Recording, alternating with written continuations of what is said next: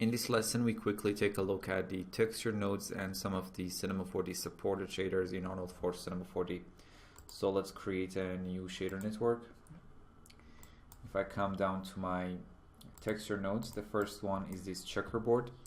And this shader basically represents a checkerboard pattern with some very basic controls. You can define the color, control the frequency and offset and contrast, so all of that stuff. Very simple. We have this flakes shader that we actually used it in the lesson we were discussing the coating section of the standard surface shader, and we used it to kind of create a car paint material.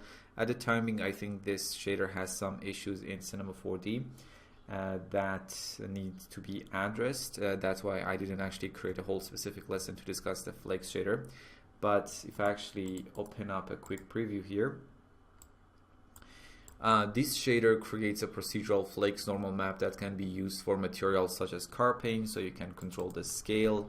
If I go to something like 50, as you can see, we get more flakes and smaller flakes. I can control the individual size of the flakes using the size value, for example.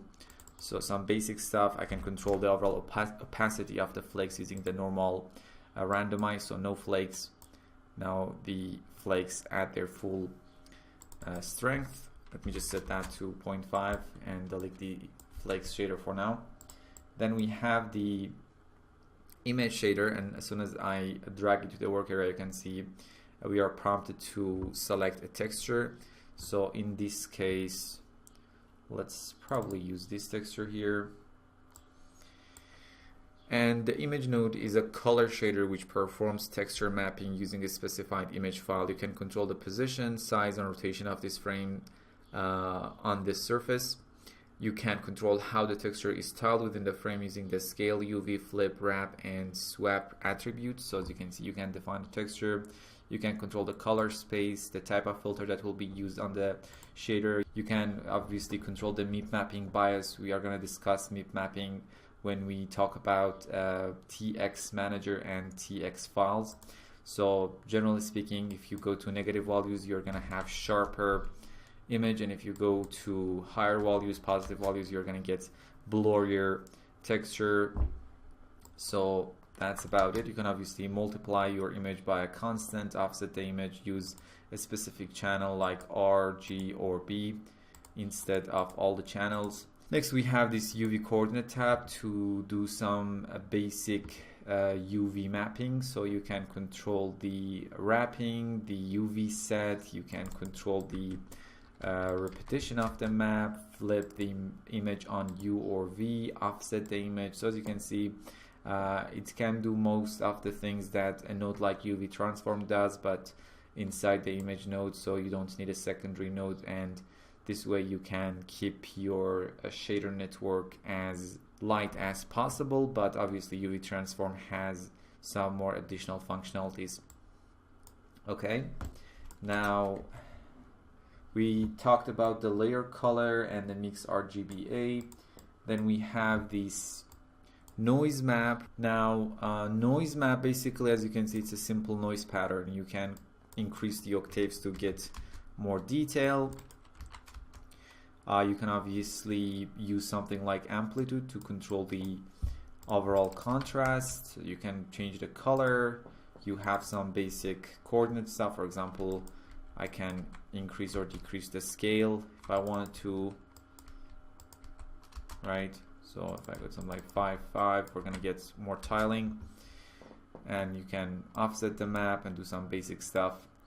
Next, we have this ramp floats and ramp RGB, and these shaders provide a gradient ramp for RGB outputs and a spline ramp for float outputs. So if I connect the ramp RGB output to the Arnold Beauty, you can see we have a very similar Cinema 4D interface. So we have different gradient types, for example circular, and this can be used anywhere, right? For example, if I just hide this objects and actually create a Cinema 4D background, okay, and assign this shader here, you can see we have a simple gradient, and it can be used like any other map So we can use probably something like that, and now we have this nice background that you can do other things on it. Let me unhide this and delete this background object. And also we have the ramp float node that we have used it so many times in this lesson, for example, to inverting images using this curve to control the gradient. So there are so many things that you can do with the ramp float node, and we have used it so many times in this course that you should be very familiar with. And there are tons of other options here that you can check out the Arnold support page to know about each individual option, but for now this would be enough. Let me just delete this too, and if I get back to my textures, we are done with the texture nodes. Now if I come down, we have the Cinema 4D shaders, and these are the shaders from Cinema 4D that Arnold supports. And the first one is bitmap. So if I drag it to the work area and choose the same image here, you can use the Cinema 4D bitmap shader within a shader network, or linking to a parameter like sky dome light color, for example, or any other input like the base color. So it's like if I drag a simple standard surface shader, use the bitmap as the base color, and connect the standard surface shader to the Arnold Beauty, as you can see, you get the same result. But you can only define the map here, so the sampling and the other parameters aren't working here. Also, if you want to actually load a sequence of images, you just need to go to the animation tab. First of all, you need to obviously load the first file, and then in the animation tab, click on the calculate, so Arnold can calculate the sequence of the images that you want to be used in the shader network, right? So that's about the bitmap. Let me just delete this and come down to C4D shaders. We have the substance shader that we discussed extensively, and we have this vertex map, which allows you to basically load Cinema 4D's vertex map and use it in your workflow.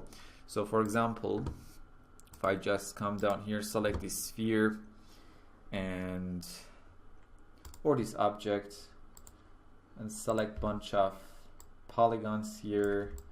Let's just randomly select some of these polys, and from the select menu, set vertex weight, let's say 100%, set OK.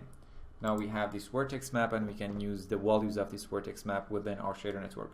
So if I open up my shader network, I can select my vertex map, or you can drag this directly and it will create a vertex map with the selected vertex map here loaded, but I can drag it to the vertex map field manually as well. And okay, let's connect this as well to this object, and if I run, you can see we have this vertex map, and you can use this black and white values anywhere. For example, I can again load a standard surface, let's say with a color like this, no specular weight, and I can use this map to control the base weight and connect this to the Arnold Beauty. Now as you can see, where the map is white or is 100%, we get the base color, and where it's black, we don't get the base color, right? So that's about the texture nodes and the supported Cinema 4D shaders in Arnold for Cinema 4D, and by that we are concluding the shading section of the Arnold for Cinema 4D course, and hopefully you learned something. And in the next section we are going to be talking about cameras in Arnold for Cinema 4D, so see you there.